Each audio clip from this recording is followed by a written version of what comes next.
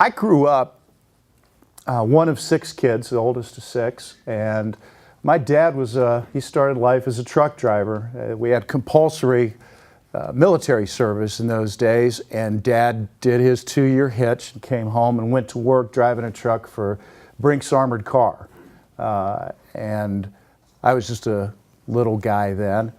And he did well, and eventually we ended up in Columbus, Ohio, and he was told by his superiors, "Dave, you've done a great job for us. We want you to go to Detroit." And he said, "But I've got 5 kids and 3 of them are in school, and I like Columbus. I don't really want to go to Detroit."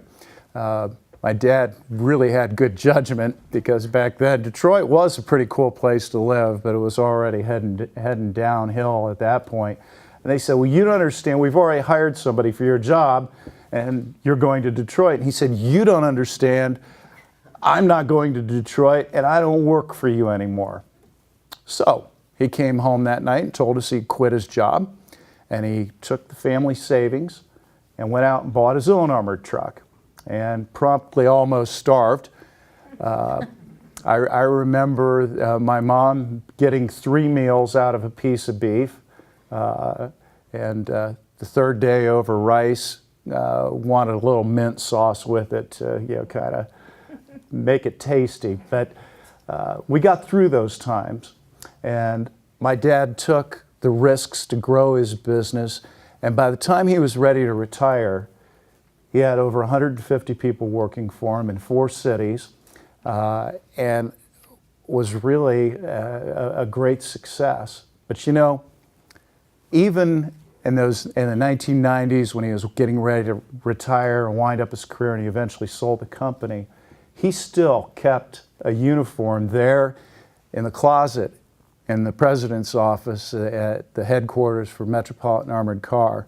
And if we had too many people that called off sick that day, he put that uniform on and got a set of keys and went out and drove the route for 10 or 12 hours and got the job done. That's the kind of work ethic that I've brought to my law practice and eventually my public service. And it's, I think, what makes America great. It's what made Ohio great. And it's the kind of thing that we've allowed government to get in the way of.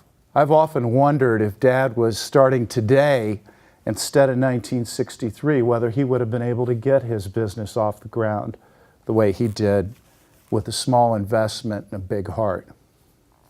Ladies and gentlemen, at the end of the day, why do we have an Auditor of State? Because from the school board to the apportionment board and everything in between, we need to have somebody that's going to ensure the integrity of our tax dollars and the operations of our government, and that's what the state auditor does.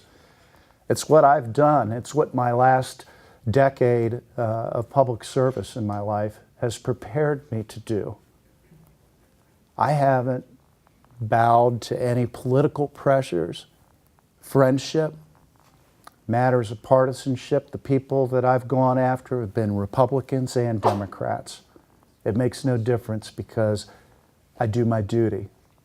If you'll give me the chance to go to Columbus and serve you there, I'll do the same thing, my duty, without regard to preference or friendship, letting the chips fall where they may, and ignoring all pressures to the contrary.